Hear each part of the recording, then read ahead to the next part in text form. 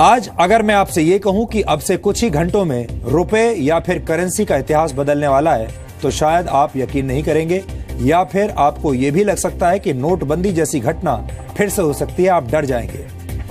लेकिन खबर यह है कि करेंसी से जुड़ी ये घटना भारत में नहीं बल्कि जापान में होने वाली है। जापान 1 अप्रैल से बिटकॉइन को कानूनी रूप से मान्यता देने जा रहा है। FSA यानी जापान की फाइनेंशियल सर्विसेज एजेंसी ने आधिकारिक रूप से इसकी पुष्टि की है। इसका मतलब यह है कि आप जापान में किसी भी तरह की खरीदारी के लिए बिटकॉइन का इस्तेमाल कर सकते हैं। बिटकॉइन के बारे में DNA में हम पहले भी बता चुके हैं, लेकिन जो दर्शक बिटकॉइन के बारे में अब भी नहीं जानते हैं, उनके मन में यह सवाल जरूर उठ रहा होगा कि आखिर ये बिटकॉइन होता क्या है। हम आपको इसके बारे में बहुत ही संक्षेप में समझा देते हैं।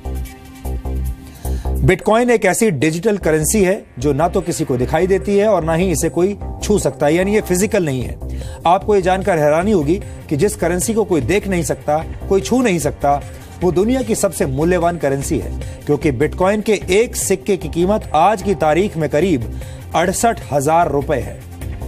अब आप ये जानना चाह रहे होंगे कि आखिर ये बिटकॉइन कैसे काम करता है। बिटकॉइन दुनिया की पहली डिसेंट्रलाइज्ड क्रिप्टो करेंसी है जो खास तौर पर डिजिटल दुनिया के लिए बनाई गई है। बिटकॉइन का इस्तेमाल पूरी दुनिया में कभी भी और कहीं भी किया जा सकता है। बिटकॉइन के जरिए कोई भी व्यक्ति दुनिया में किसी भी व्यक्ति को रकम भेज सकता है, और सबसे बड़ी बात यह है कि इसके लिए किसी बैंक या थर्ड पार्टी एजेंसी की मदद नहीं लेनी होती।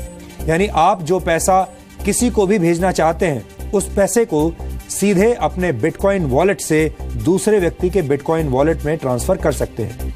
दुनिया भर में इस वक्त लाखों लोग साधारण करेंसी की जगह बिटकॉइन का इस्तेमाल कर रहे हैं। फिलहाल दुनिया में पैसों के कानूनी लेन देन के लिए बैंक्स का इस्तेमाल करना पड़ता है, लेकिन बिटकॉइन एक ऐसी व्यवस्था है जिस पर किसी एजेंसी या सरकार का नियंत्रण नहीं है। बिटकॉइन के तहत लेन देन सीधे 2 लोगों के बीच होता है और इसमें बैंक इन्वॉल्व नहीं होता।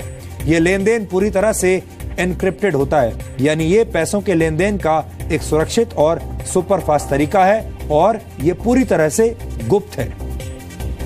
हालांकि इस करेंसी के अपने खतरे भी हैं। ये पूरी तरह सुरक्षित नहीं है। अगर बिटकॉइन से जुड़ी कोई गड़बड़ हो जाती है तो किसी दोषी व्यक्ति को पकड़ना बहुत मुश्किल है।